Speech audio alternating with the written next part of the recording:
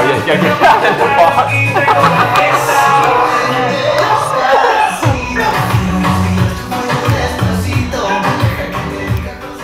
Live from Los Angeles. Good morning, La La Land. I'm Dr. Erin. I'm Rob Mack. And I'm Jasmine Wayne. We are America's first live streaming daily talk show, coming to you Monday through Friday at 9 a.m. on Facebook, Instagram, YouTube, and now on Twitter. Woohoo! And today is Friday Feeling, and we've got a great show in store for you. So if you want to know the 2 criteria people judge you on when they first meet you, you don't want to miss today's show. Next, we're going to dive into some juicy talk with some experts about dating, love, and intimacy. And finally, we are very honored to have a badass woman in the house.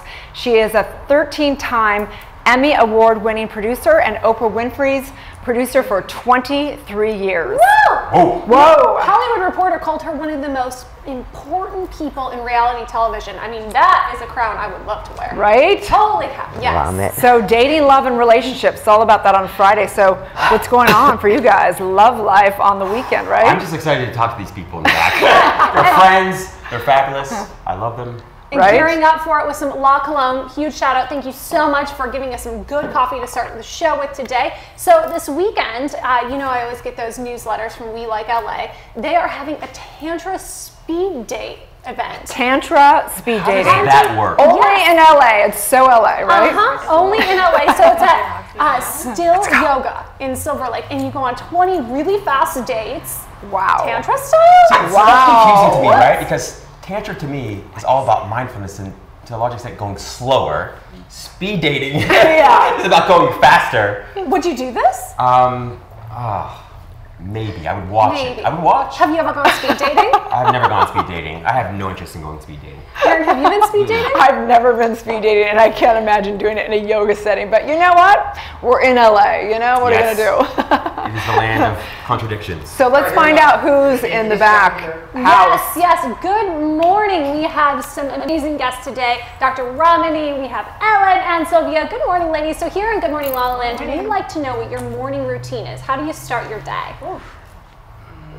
Sugar-free Red Bull. Very healthy. I was going to say coffee and a smoothie, but you know. Low workout. Dr. Ramani, what about you?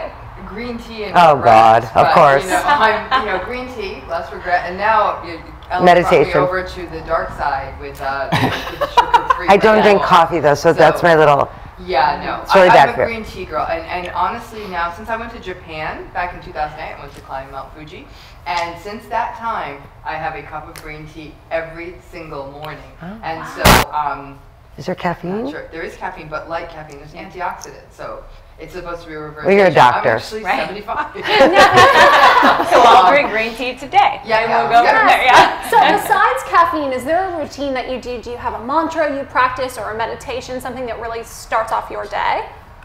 Yeah, I'm the same with you. The meditation and gym first thing. Well, meditation may be a stretch.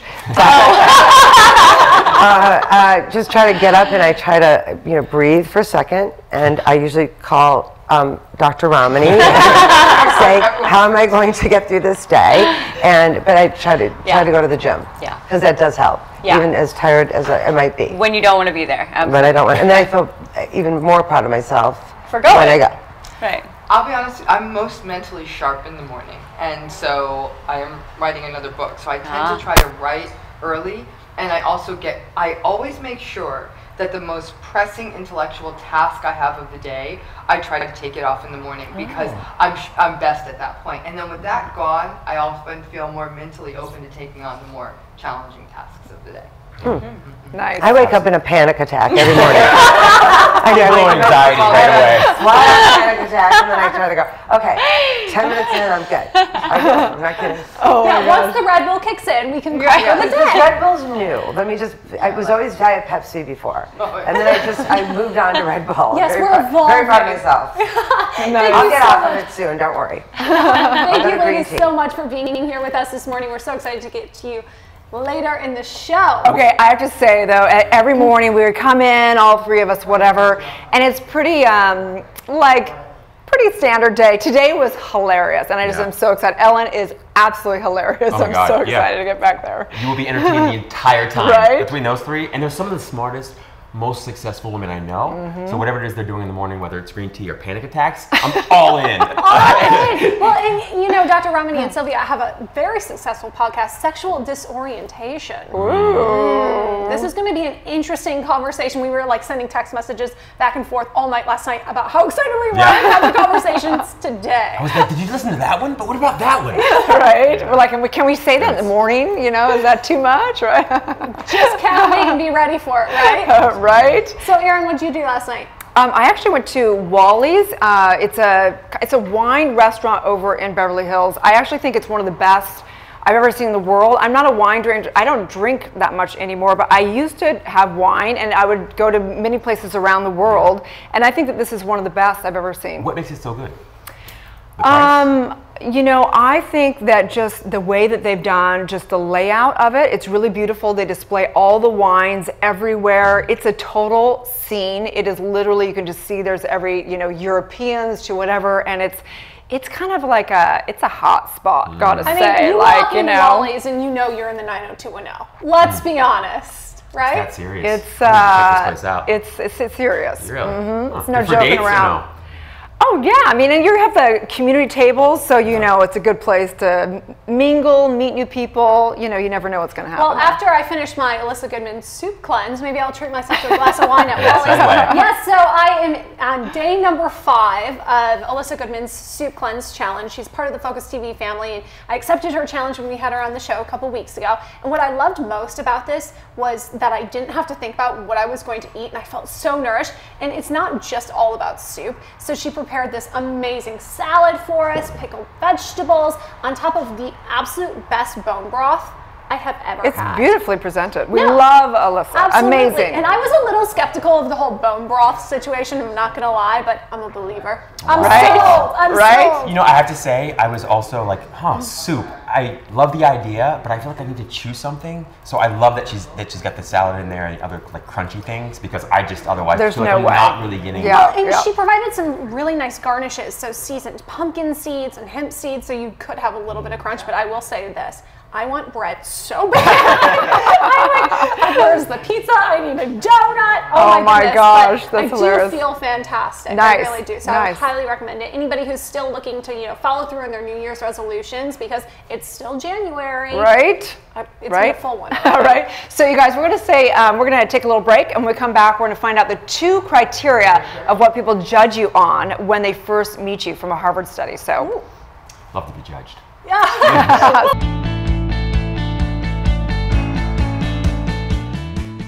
I'm Jessamine Moye, host of Good Morning La La Land, and we are making history here as America's first live streaming daily talk show.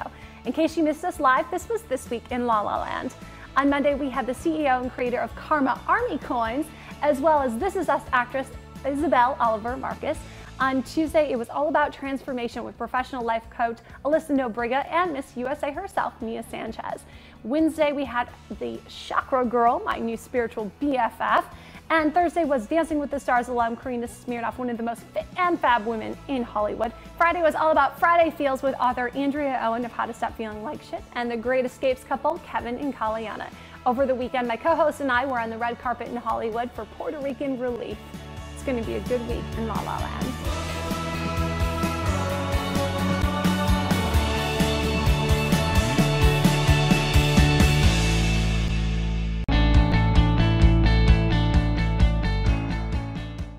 Thanks for tuning in to This Week in Focus. I'm your host, Victoria Simone. Today I have a special guest with me, Jessamine Moye from Good Morning La La Land. Last week on the Focus TV network, we shot #Harry and Kelly, Sex Talk with My Mom. Awkward. We also shot Millennial Life's Laura Odegaard. She interviewed Jess Carroll, who's also on your show. Absolutely, with the big announcement that she's got a new show on the Focus TV network, The Rose Girls. I'm so excited for that. Jess, who else did you interview on your show? We had Darren Hollow, founder of Hollow Denim and the Perfect Skinny Jean. Holla! Also, Daniel Hall, now Scott Granger on CBS's Young and the Restless. So young and restless over here. And Joyce Gerard with #Hair Goals and the Miracle Hair Elixir crush. Hair Collection. Thanks for tuning in to This Week in Focus, everyone. I'm your host, Victoria Simone. Jess, thanks for helping me out. Anytime. Stay tuned.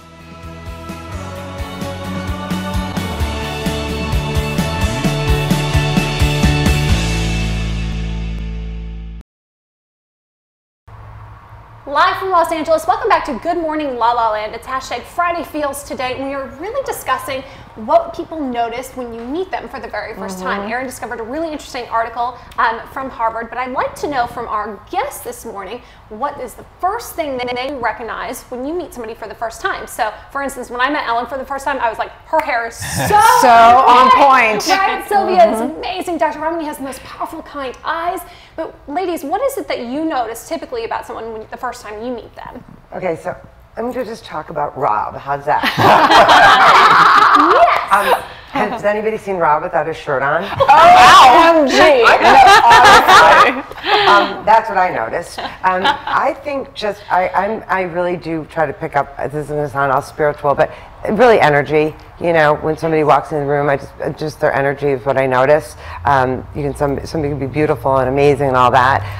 And then the shallow part is like, I go down the clothes and see the jewelry and all the rest of it. But I think, the energy, and like when I first met Dr. Romney, I met her, did a TV show with her, and sort of got to know you, but barely. And then I was going through a personal crisis, and I called her out of the blue, which was so random, but it was because I knew she was kind and I felt her energy from the very beginning. So I think that. That's for me. Well said. Rob's abs and energy. There you go.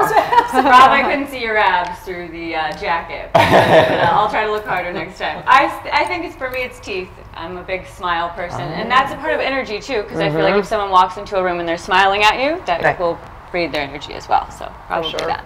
Note to self, invest in more white strips. I notice warmth and eye contact. I feel like we're such a tech focused world, and it always feels, and LA is guilty of this, a lot of people feel like they're looking through you at whoever else is coming into the door next. When I feel like a person can be present with me and that warmth radiates from their eyes, that's becoming a more rare quality, and when I sense that, I'm very drawn to that and want to get to know that person. So it's that warmth and that radiance from the eyes, and that is timeless. You can see it in somebody who's 95, and you can see it in someone who's 3 years old. Of course, you would have the smartest answer.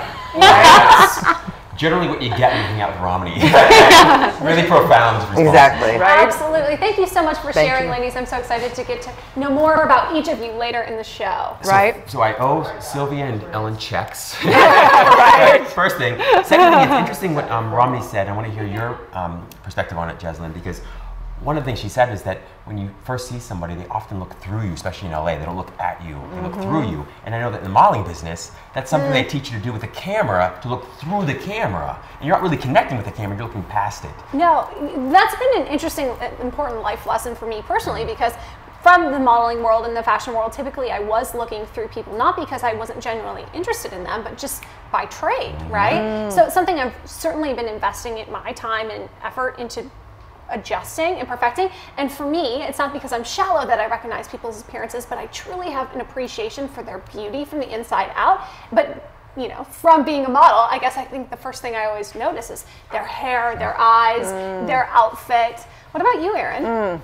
It's so fascinating. So today, we want to talk about relationships, and as a Doctor of Divinity, we know that we're in a relationship with the entire universe, right? But this actually came out of a deep conversation that we had behind the scenes yesterday, because I have oftentimes gotten feedback that I come a little bit off-standing, or I can be intimidating, and it's something within myself that I've been really wanting to work on, because I don't want to be somebody that, I want to be somebody that when somebody experiences me, whether it be in friendship, work-wise, or intimately-wise, that they go away feeling amazing and feeling really seen and heard. And so it was funny, then last night we were going through some articles and going, okay, which one do we want to pick? And this one was, I think, just perfect for what we were talking about. And it's a Harvard psychologist says that there's 2 criteria that people judge you on when they first meet you. And basically they want to know, can I trust this person and can I respect this person? Yes. And is that not exactly what we were talking about? Absolutely. Like the dance between, especially as a woman, I can't come across too harsh as I'm a Doctor of Divinity or whatever.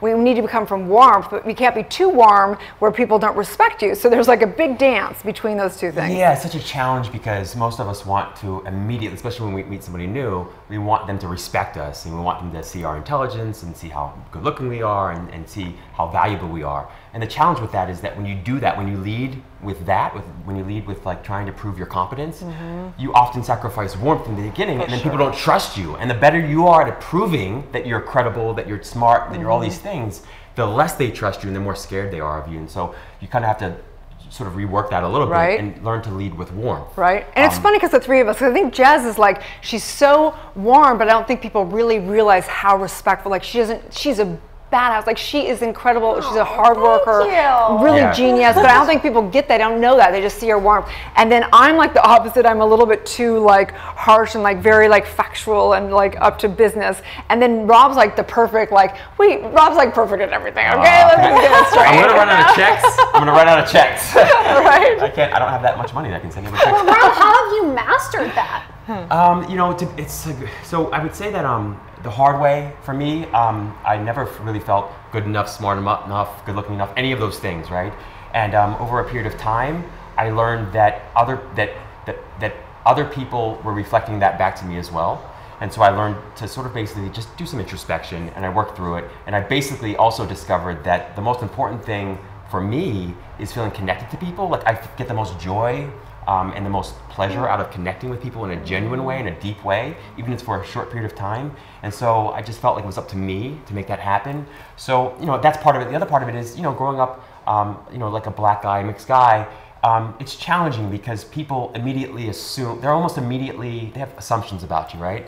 And I learned that I needed to over-index for warmth, and that if I didn't over-index for warmth, that was going to be a major problem for me over the course of my life. So, you know, adversity teaches you things. Right. So there's two things. So it comes down to people basically judge you on being your warmth and your confidence. So great lesson, something I'm working on all the time, and I think also comes from how you're parented. My mom was very like, she wasn't very maternal, and she like say things out of the blue, and people are like, what did you just say? That was awkward, you know. And I love my mom. We're both like learning together, like how do we, you know, become more soft and, you know, comforting and all that stuff. That's not my nature at all. But it's such an interesting thing, Erin, because while you may feel that you know, you lack that, I feel that deeply from you. I feel that warmth.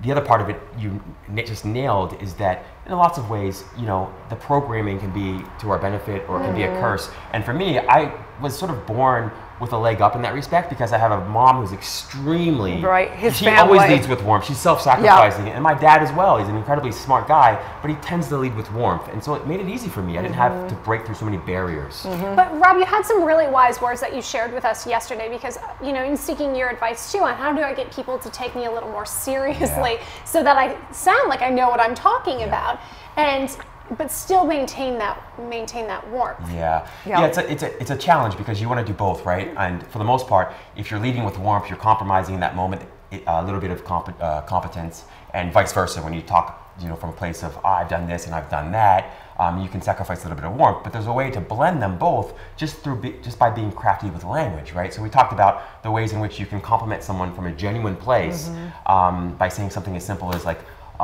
you know, wow, I can't believe that I read that you just booked this great show on Bravo. I thought I was doing something really cool by having the show on E, but that's way better than what I'm doing. But from a genuine place, when you're able to do that, then you can accomplish both. You know, you can create warmth and you can create confidence. I think it's genius. So let's ask the experts in the back. I'm dying to get to these divine, intelligent, beautiful, savvy, and diva women in the back. So stay tuned. We'll be right back.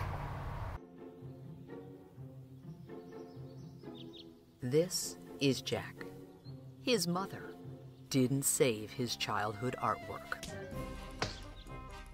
She just threw it all away like it was garbage. If only his mother had Archive. Archive is the easiest and fastest way to chronologically store your child's art. Snap a picture, tag it, and store it safely in our cloud. Then share it with friends and family. Even turn it into a calendar, mug, or your very own printed book. Oh, you were gonna make one yourself? Yeah, that's what his mom said. Download the Archive app now and help us save art. Archive, available now on the App Store.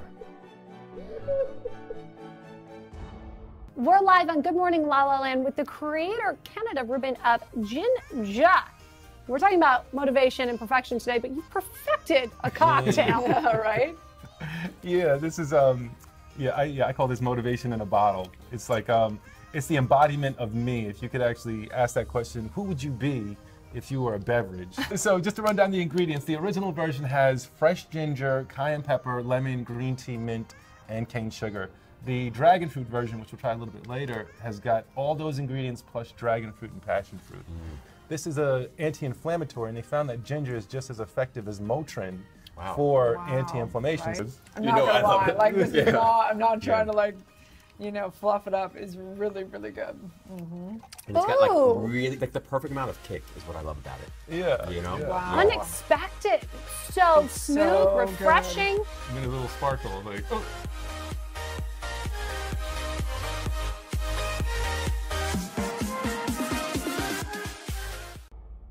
Hey, Dr. Drew here, and I am on the HEAL Advisory Board. I got involved with this organization because it's the answer to our healthcare problem. Listen to me. You go to urgent care, you go to emergency room, you are paying for all that equipment, all that infrastructure, you're wasting time, you're exposing yourself to sick people. All you got to do is go to heal.com or get the HEAL app at heal.com, get that HEAL app, and you can have a doctor wherever you are. It's $99 if you don't have insurance, though most insurances cover it. It's the most effective way to get the care you're looking for and the most cost efficient. $99 all in.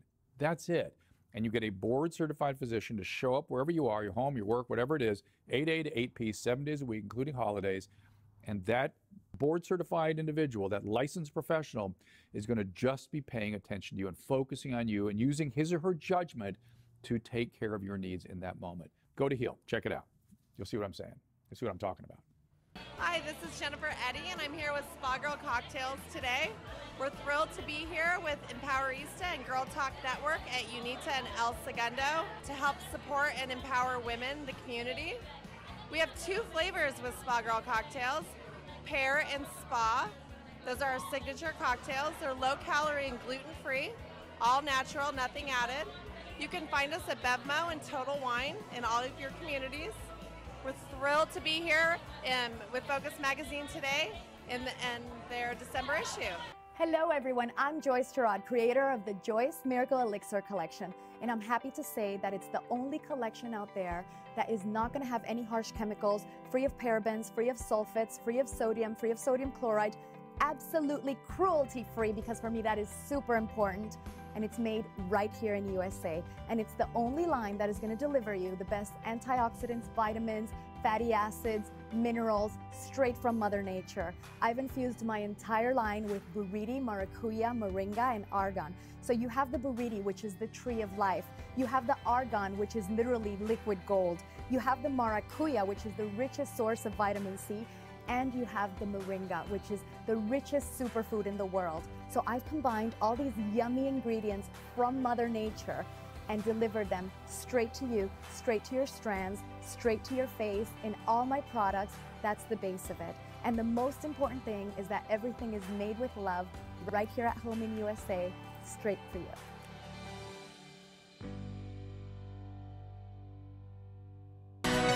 4, 3. Hi, live from Los Angeles. Welcome back to Good Morning La La Land. I'm so excited and honored to have 2 beautiful women and hosts of Sexual Disorientation, Dr. Romney and Sylvia Sage. Good morning. Good morning. Good morning, guys, gorgeous so much goddesses. Look at you guys. Yeah, so you talk all things dating, relationships, sex, the taboo things in between. Yes. How did this podcast start?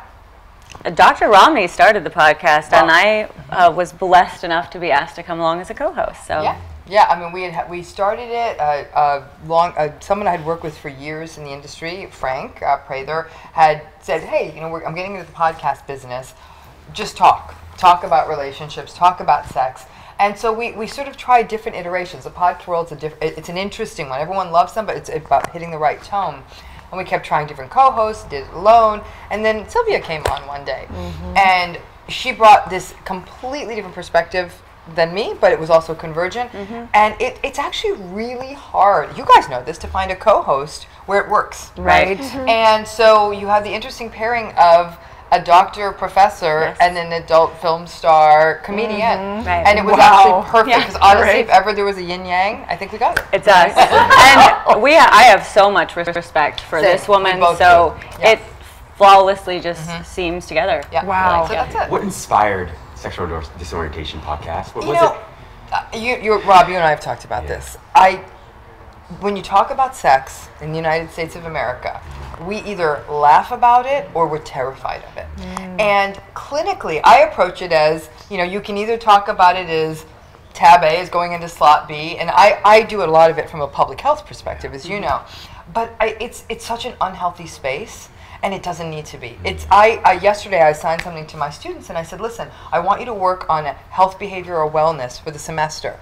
And that can be anything. And one of the things I said to them, I said, if you're in a relationship, I don't want you to go and find someone to do this, but have more sex. Because it's a really healthy part of your life. And I'm not saying to go to extremes or anything, just have sex more often, have touch. And so we don't normalize it. And we want it, but it's become a dark space. When you think of what's been going on with the Harvey Weinstein story and all of that, it's become this really confused space. And we do a lot of debunking around that. But there's confusion. It is. And I did some research, because thinking about porn addiction and how it affects everything. And looking at one study, it found that basically porn-free relationships are stronger with low rate of infidelity. Number 2, they found that watching porn diminishes relationship commitment. And number 3, the fantasy alternative leads to real-world cheating. And I try and take a very neutral place. Right. We're all about consciousness and knowing free will and everyone's expression.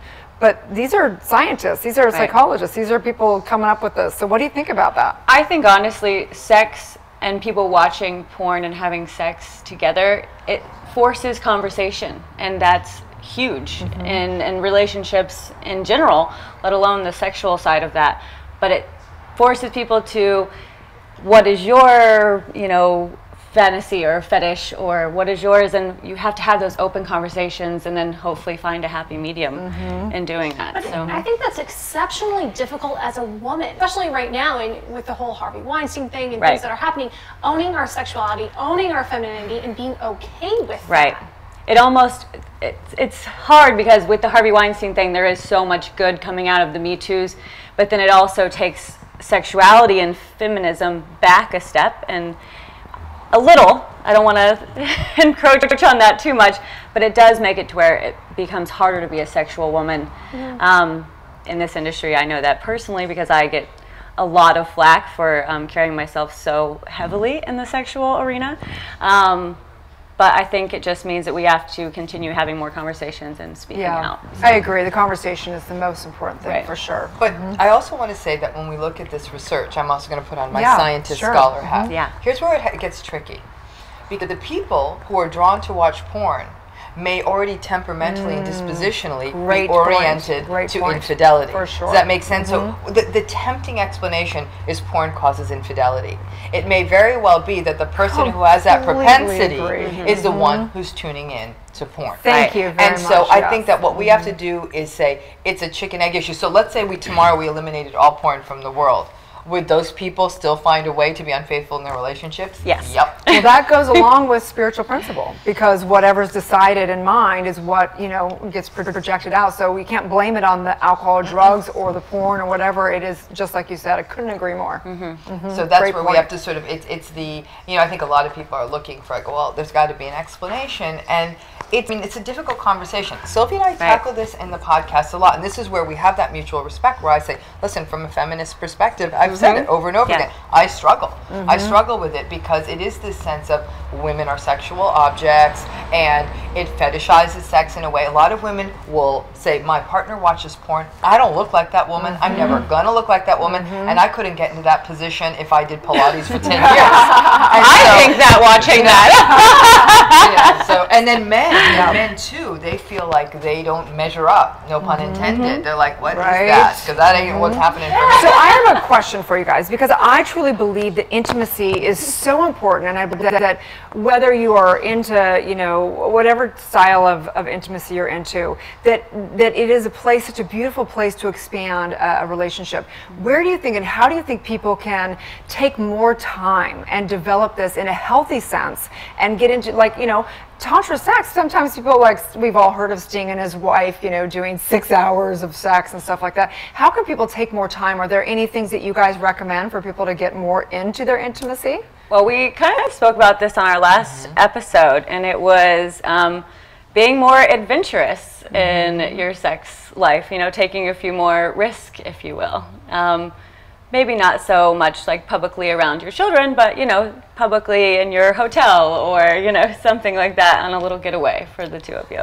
I did this with a few clients actually around the holidays, which is, you know, when people tend to have less sex, believe it or not. And I have them write down their fantasies on slips of paper and toss it all in like a bag or a bowl and pick them out. And then do them. But does it have to be fantasy? No. Can it be meditation and sex at the same time? But Or that can could be it the fantasy then. You know, someone is very religious. Maybe it's, you know, having prayer and sex. I don't know what that looks like. Like, I think that people don't think. They think the only way to get, you know, more intimate or kinky or whatever it may be only has to do around becoming kinky. But I'd say careful. Becoming more intimacy. Fantasy's not just kinky. Fantasy could just be that. Could we have sex for 6 hours? Could we have sex where we just touch each other for an hour and nothing's going inside of anything else? You know, so it's that I think that we have to be careful. As fantasy always feels like you're swinging from this chandelier. That's not always what it is. It's such a profound conversation on so many levels, and you know, I've had long conversations about all of this. And one of the things that I was most interested in that you shared with me that blew me away, among other countless things, was the importance of physical touch, even for babies. Can you talk a little bit about that, Romney? Because I think that's one thing, particularly in today's society, that's become, in some ways, it's confusing for people. You know, so can you talk to me about? People aren't being touched enough. Most of our interaction is taking place through a 6-inch screen anymore. We're not touching each other enough. We don't touch our children enough. We don't touch our friends enough. We don't touch our partners enough. It requires being in the same room. And so I think that we almost think like sex is a get in, get out. And so how, you know, I agree. We know that touch impacts the central nervous system. There are great studies done on infant massage that show that it relates to something called dendritic arborization, but literally the brain starts proliferating more and more connections. And to some degree that matters in adulthood because human touch matters. We are a physical species. We have more nerve endings on these fingertips than almost, and our lips. Those are where all the nerve endings are. So touch matters. And we have more single people than we've ever had before. Especially LA. And so what does that mean? Because a lot of people think single means no touch. You know, and so people may pay for a massage, and I think that's part of why people do that, because they want desperately to be touched. They want to go get their hair shampooed so someone touches them. We're not touching each other enough. Now, I'm not saying So you're saying the blowout bars are really about intimacy? I'm sorry? The blowout bars are really about intimacy. Yeah, anywhere somebody touches you, I think that's why those honestly, if that's why anywhere, and Reiki, all of those things, they're all about touch. Those are ancient practices. Many of those practices are based in touch. And now we're wonky about touch. Like as a psychologist, in my practice, I can't be touching everyone. You know, it's considered deeply inappropriate. Interesting. Fascinating. It's so fascinating. I mean, and do you see, in what ways is this current sort of the challenges and opportunities we see around the sexual harassment stuff and Time's Up campaign, how do we, you know, in what ways do you feel like what's happening around sexual harassment is informing this discussion around touch, around interacting with people, around genuinely connecting with people, but in a way that is mutually respectful? You know what I'm going to say, Rob? Don't confuse touch and power. Right.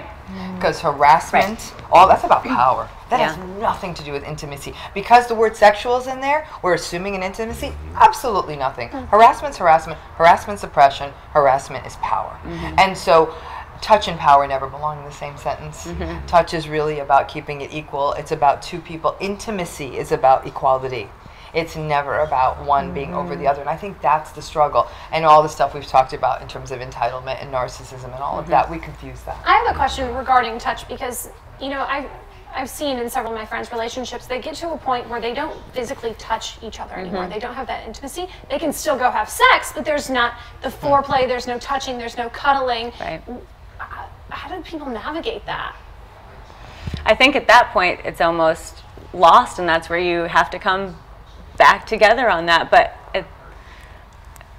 it's probably better that she explained that. Because me, I'm the person I would say, like, at that point it's probably lost and go your separate ways. But I don't think she's more of a stick around. It's go. It's do. It's get things done. Everyone's in a rush. Touch takes time. It means mindful awareness that there's someone around you, and you gently you're aware of, like, I'm just going to put my hands on this person. I'm going to, appropriately. And again, when you're talking about harassment, a lot of that's boundaries. So to your point, in relationships and everything, that takes a moment. Let me touch my partner, appropriately so, but I think that because partners are so quick to respond to each other by text and phone and FaceTime, I truly believe that that's getting lost in translation. And stepping outside of your own wants and needs and seeing somebody else's, that's huge as well, because we get very self-involved and we get so wrapped up in our own lives and our own work schedule that we forget that they might be hurting without them even saying it to us. No, where in LA, all the narcissists? Right. Right. So we're running out of time because we want to bring all these segments in, but where can everyone find you? Where can they find your podcast? Where can they find your work? Well, you can find me online. You can find me at Twitter at SylviaSageXXX. You can find me on Instagram, SylviaSageSex. I also run a different podcast called Sexy Funny Raw on YouTube, and then you can find us on Sexual Disorientation. Beautiful, beautiful. And I can be found on Twitter at Dr. Ramani, DOCTOR Ramani, RAMANI, no XXX. And then Sexual Disorientation is available on iTunes. You can get it there. And you can also check out my book, Should I Stay or Should I Go? Great book. Surviving a Relationship with a Narcissist. It is the essential survival manual for the 21st century, especially in LA. Couldn't agree more. Book. It's a must-read book. Must-listen podcast, and I mean that. I mean, those are two sort of resources that I've used consistently. Right. So stay tuned. We'll be right back with an extraordinary, badass woman. So we'll be right back. I'm Dr. Erin. I'm Rob Mack. And I'm Jasmine Moyer. Monday through Friday, we are going to be streaming to you live, Los Angeles. America's first live streaming daily talk show. At 9 a.m. Pacific time on Facebook, Instagram, and YouTube. And we have a sexy show for you today. We have got Will, Leanne, and Gabe in the house. Let's go back there. Hi! Talk to 4 beautiful, intelligent, conscious women. Clearly, I was miserable the entire time. She has a TV show similar to your guys. Ellen. Yes! Yes!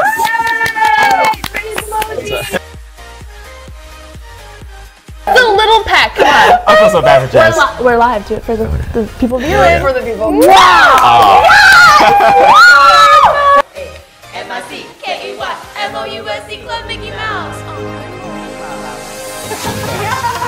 We definitely were not prepared today, and it was I'm okay on, but the other half completely.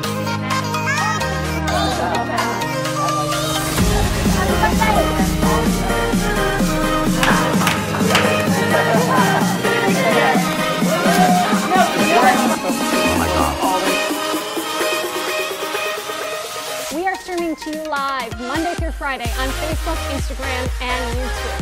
Happy holidays. It's gonna be a Good morning, La La Land.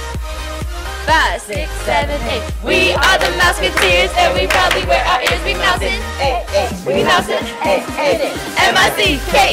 MICKEYMOUSC Club Mickey Mouse. Good morning, La La Land.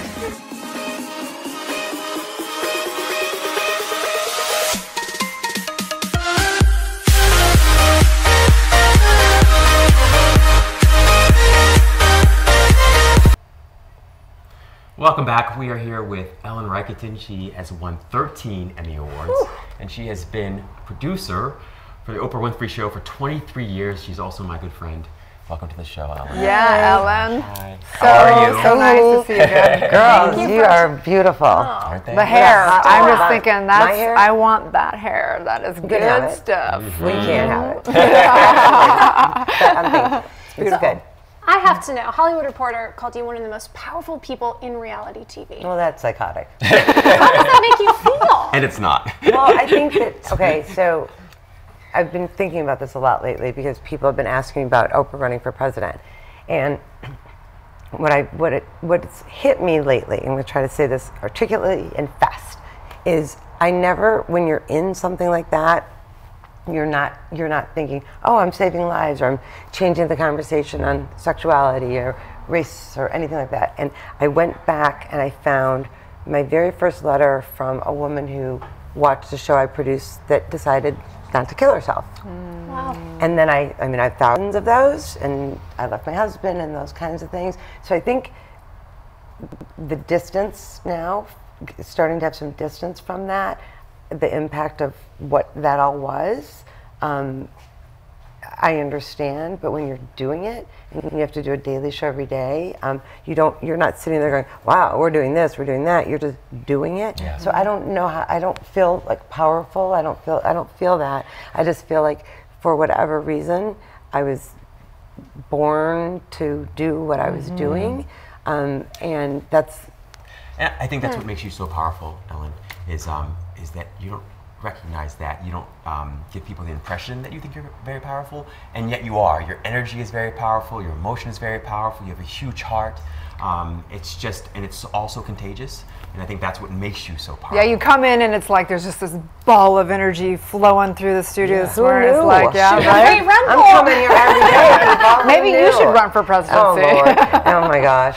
But no, I guess, I don't know. So that's why I think it just is what I did, and I don't know how to answer, you know what I'm saying? Like, if I walked around and go, oh, I'm the most powerful person on TV, that would make me sick. And I think that's just, I don't know, I just do it. And I have to say, as we're sitting here, so can I say how I met Rob? Please. Yeah. Well, let's see. I picked him up last night in a bar. Just kidding. Rolled in here this morning. Rolled in this morning. My oldest child he's a great kid, and he's a basketball player and all that, and needed some guidance. And I called my dear friend who you all just met, Dr. Ramani, and I said, this would be he needs sort of a mentor kind of a person. He wasn't doing anything crazy, it wasn't like that. He just was trying to find his way for a minute, and we found Rob. And Rob basically spent months and months hanging with my son, and just teaching him different ways to think. He still wears this bracelet. And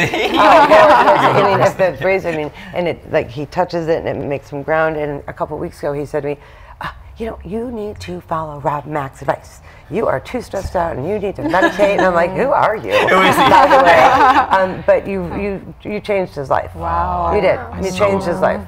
I so appreciate you saying that. You have the most amazing kids in the world. And it's so interesting because we live in a world that's so crazy and it's so chaotic, and it's crazier and more chaotic than ever. And how these kids get through it, I have no idea. I really don't, because I wouldn't know. Thank God that I have to say, I'm sorry, Ramani, because she has two beautiful girls. I am so happy I have boys. I just think, with Instagram girls, and I talk to all the girls, I talk to their friends, and they're adorable girls, they're perfect, and then you go on Instagram and you're like, there's no way I could ever look like that, and the pressure. But I just would like to, it literally took a, 18 at the time, 19-year-old kid, and changed his life. Wow. So talk about, that's what I'm really interested in hearing, because I've never really heard the full story. What was it like for you to be a kid? I mean, did you dream of doing TV and being in production? I mean, what was that like? Can you just tell us a little bit about your journey? Yes, I will tell you the whole thing. Yeah. So I lived in Chicago till I was in the 5th grade. And then my dad got a different job, and we moved to Minneapolis. Yeah. And I was the only Jewish girl in my high school. And Mike Brown, not Mike, Mike was nice. Mike Brown asked me to prom, and his parents said he couldn't take me. Wow. I was like, no, I'm really great. What do you mean? What are you talking about? And my brother was dating a girl who he has an amazing wife, but at the time, very much in love. And her parents said that if she kept dating him, they would cut her off. Wow. I was like, wow. Wow. So I don't know if it's a prevalent thing, but it's like the John Birch Society. Does anybody remember that? No. Romney does. Very, not, sort of Jews weren't allowed. How's that? And so I said, I have to leave here. And my sister was living in Chicago. Oh, hold on. My brother was dating somebody else after that one ended. And she was producing a local talk show in Minneapolis. And she said, come be an intern. It'll be really fun. Cut to Oprah was staffing up. And they started calling around local talk shows. At the time, there's a show called Kelly and Company, all these different, you know, Good Morning, like a Good Morning LA or whatever, if this one had been on, and trying to find producers to staff up her national show, because she was doing a show called AM Chicago. Because they felt that, and they're right, that if you do a show like this, you have to learn how to do everything. And so somebody called me, still don't know who, flew to Chicago. There's always around a boy in my life. Dating somebody, and I remember saying, I'm gonna break up with you because I'm going to Chicago, and he's like, oh yeah, sure. And I went, and I didn't take the job at first because of the boy. Yeah, I was like, yeah, of course, right? Like 8. I don't even know what I'm talking about. I was like 10. It was like, you know what I mean, like whatever. So then I went back, changed my mind, and our first interview. So I was an intern at this show, and our first interview was really funny because I was actually underage, and it's the only time I've lied about my age to be older. Wow. Like, who does that, right? Especially not in this town. And I remember I had a really cute outfit on, and Oprah was like, she told me I looked like a Kennedy, which I don't know if that was, she thought that was good, because she was close friends with Maria Shriver. And we went to a restaurant, and the wait person came and said, what would you like to drink? And all I could think of was MTV Spring Break. Long Island iced tea or sea breeze. I was like, let's sea breeze. And then she was like, oh my God, that's what I drink too. Whoa. I was like, okay. Bonding. That was how I got the job. I mean, but like seriously. And so there's 4 of us at the beginning working in like this big. And we all, not Oprah, but we smoked cigarettes back then in a closed room. It must have been quite pleasant. And the thing was, there was no infrastructure. We just did what we wanted. So we'd come to work and say, oh my gosh, I went on a date last night, didn't call me back. Let's do that show. Oh my God, I felt fat today. Let's do that show. Oh, what are the best jeans for your butt? Let's do that show. Like it was overused words, authentic and organic, but there was no plan. There really was no plan. Wow. And so I think that's, and then it just, when we went, our very first national show, welcome to the very first National Movie Show. If you've ever seen that clip. So you didn't feel like it was a mission. It was more just like, we're having fun, we're working, and it just like... No, because our very first show, we could not get a guest because nobody knew who she was. We tried Don Johnson, and we sent him like sunglasses and, when it was still politically correct, a mink teddy bear. We couldn't get anybody. And we ended up doing a show called How to Get a Man to Marry You by a woman who wrote a book. Oh my gosh, my brain. Margaret Kent. Why do I remember this? But we couldn't get anybody to do the show. So we were, I don't want to say forced, but we had to figure out what we wanted to see and what we cared about. And that was really it. And then it went one thing to the next. And actually, celebrities were never a favorite of hers to do. That was always not interesting, unless it was somebody that really came to play like a comedian. But she was never big on celebrity, so we just made it up. So when was the moment when you went, holy crap? I know, people ask me that. You know what? I wish I could answer you. We made it. I don't know. Well, the very first show. So Phil Donahue, if anybody out there even knows who that is, that was the only other show of its kind on, and the very first show, our ratings were higher than his. Wow. And I remember her coming into the office saying, we beat Phil Donahue. And we were like, oh my, what? And so, but then I think when I really realized the responsibility that we had, we did a show on decorating tips. And one of the tips was put lavender, don't do this, anybody. To put lavender oil on your light bulb because it'll smell, well, their house burned down. Oh. Yeah, that was bad. So then we were like, oh, they're listening to us. Like, we can't do that. And then we did a couple of things that made us feel bad. We had Angie and Garth. They were having marital problems, and we brought his mistress out on the air to meet her for the first time. That was a bad idea. And we realized that's not what we wanted to do. But that was that time in history But, around you know, it was reality actually shows, before- right? No, because like those shows, like Sally Jesse and Montel and those people weren't They on hadn't yet. come out yet. No, and we did that, and we realized we don't want to do that. We don't want to be the paternity testing people.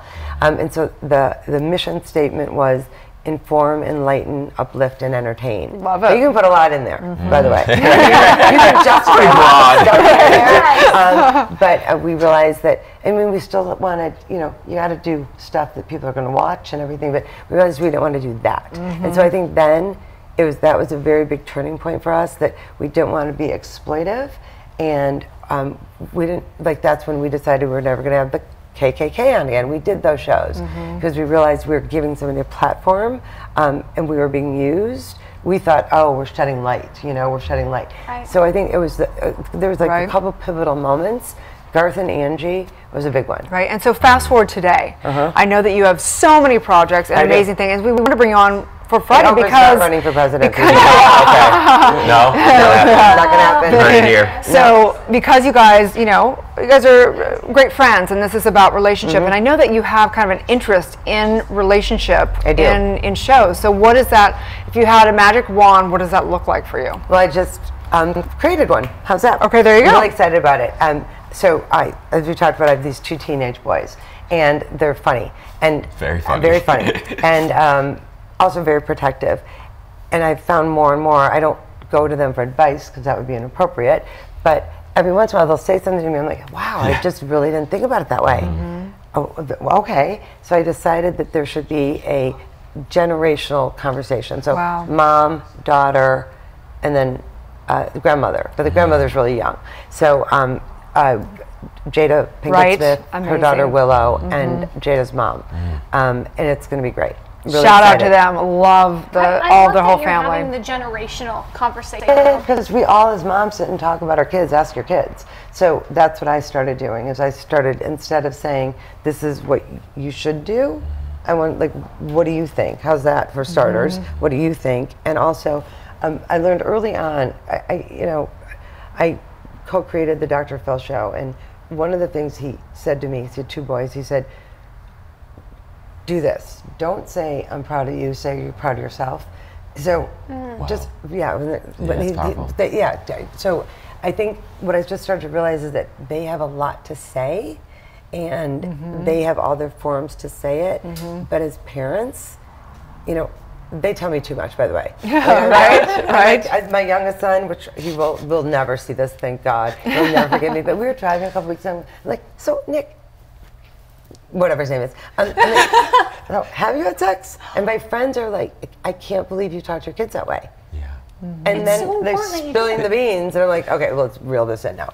But I just, and all my kids' friends say, we can't believe your relationship. It's not like I'm not like that mom who's endorsing drinking or smoking pot or anything, but real about what's happening. And I don't want them to have to hide anything. And from a spiritual perspective, kids are, you know, they're really our peers. We're born of whatever, and I think it's so important in our culture to listen. They have a voice, just like, they have a great voice, and they know intuitively so much, you know, with them is social great. Media and everything else, their voices are, I think, and I just think that I want to hear, I was fascinated, I asked one of my kids, how easy is it to get drugs?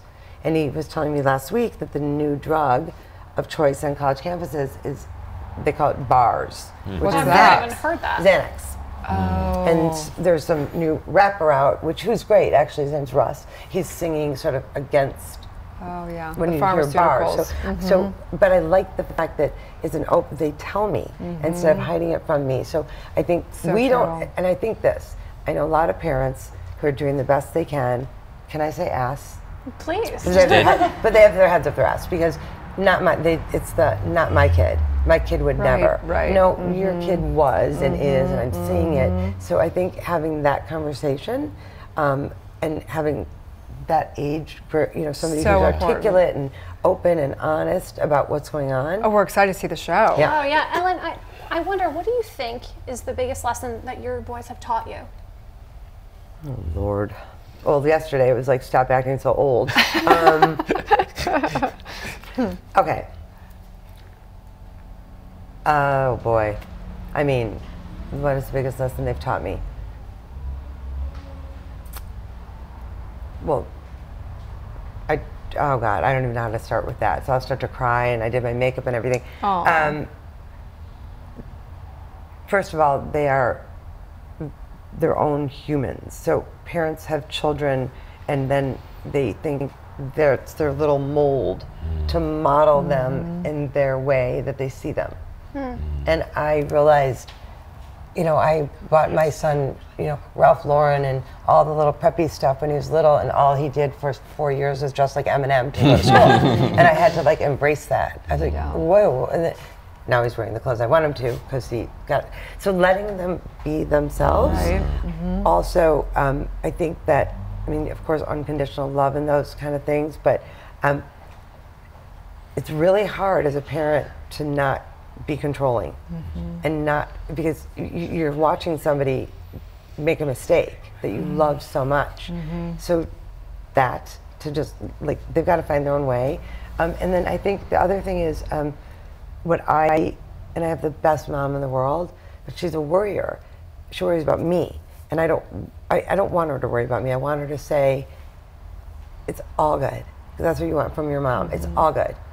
And I'm like, no, it's awful. And you don't want her to say, no, you're right, it's awful. So I feel with my kids, it is, they want from me, no matter what I'm going through, is just to be like, it's all gonna be fine. None of this really matters. And then I turn to him, and I'm like, oh my gosh, oh my gosh. But I don't. But for them, it's all gonna be okay. Right. And I don't care if they see me cry. I think it's okay. It's okay. I lost my temper. I lose my. You know, I'm just trying to be myself. So, what have I learned from them? Just, I'm not a phony, and they know that. And so I don't know. I don't even know. I'm blah blah blah blah. I'm rambling because there's so many different things, but we have a pretty extraordinary relationship, right? Because I let them be them. But it took me a long time to get there. There's a quote I love, which is, "It's all going to be okay. If it's not okay, it's not the end. It's the end." You know. And so we're going to take a quick break. It's not the end. We'll be right back. Oh, that was really good. That was really be love. To me, that means a lot. But also, when you buy a pair of these socks, one pair gets donated to a homeless shelter. And that is something, that's really what matters, to be quite honest. It's not just about the sock. It's about the intention. It's about what you're giving back and how you're paying it forward. And so for that, Sally, I thank you. And I love mantra socks.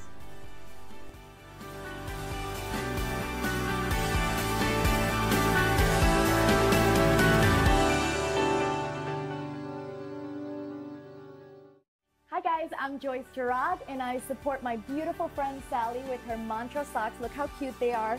Be Love is my favorite, so go get them. Run and get them on Amazon.com.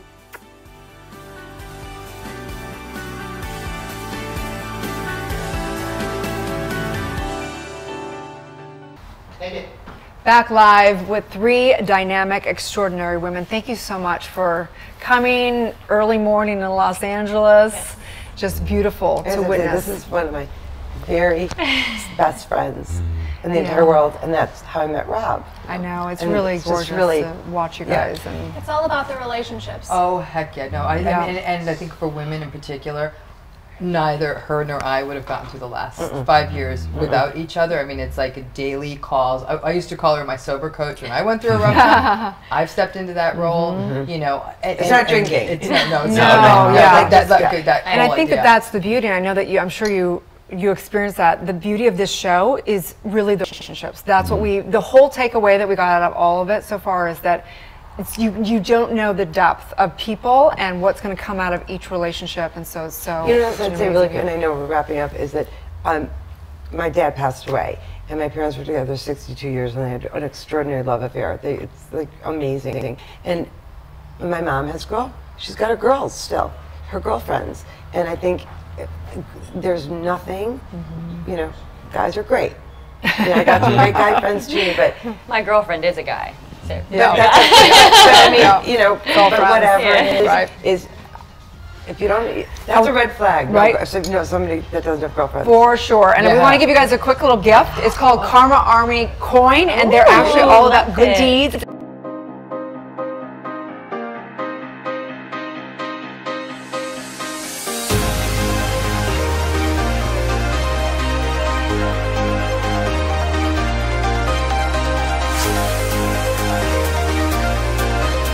That we're doing as a community and a way to check back in and everything else. But Super cool. Thank you. Thanks for having us. So excited. Enjoy your weekend, you guys. We've got all kinds of fun things in LA, that's for sure, right? Grammys and everything. So stay tuned. Monday, we're going to motivate and just inspired by everyone here. And give good karma. Yeah, good karma. Good morning, I'm just going to come every day. Right? 3 minutes away. I know.